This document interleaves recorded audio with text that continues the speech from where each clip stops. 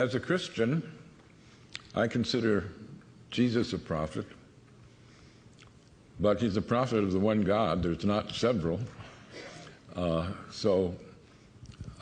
a Christian, I worship Allah. In the Quran, they ask Allah, through Muhammad, how they should pray.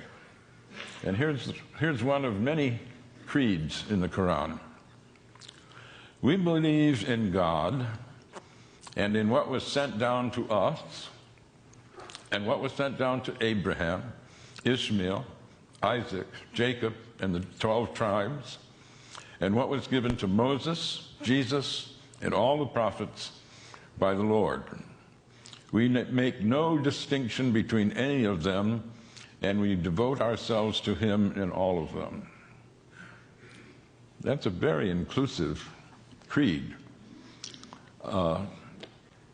The narrow definers of Judaism sometimes say that the chosen people are the circumcised, and narrow believers in Christianity sometimes say that the chosen people are the baptized. But the Quran says God's chosen people are all the monotheists from the beginning of the creation. And when we think of the succession of prophets, they're given great praise. Muhammad praises Moses. In some ways, the most important prophet before Muhammad, though they're all directly from God, it's Jesus. Jesus is given a bigger accreditation than other prophets. John the Baptist is made a prophet so that he can prophesy Jesus. Mary, his mother, is the only woman named in the Quran. No wife of Muhammad is named. There's no Adam and Eve, there's Adam and spouse. But Mary is not only named, she's made sinless. She conceives Jesus in virgin birth. She is tremendously honored. So one asks, if this is such an inclusive founding document of the religion, what is it that people object to? It's pretty easy to misrepresent Islam because so few have read the Quran.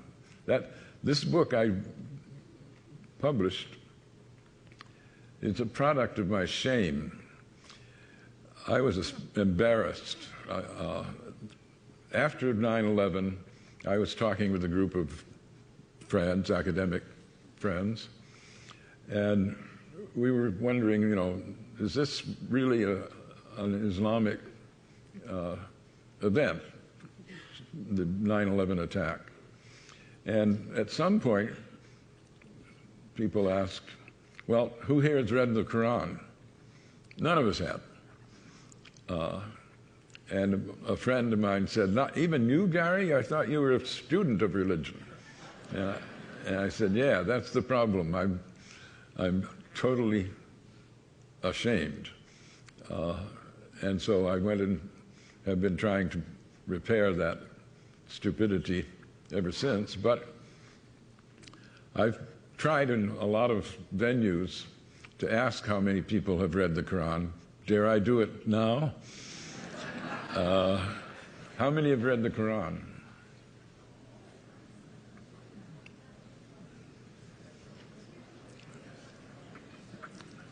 A minority, certainly.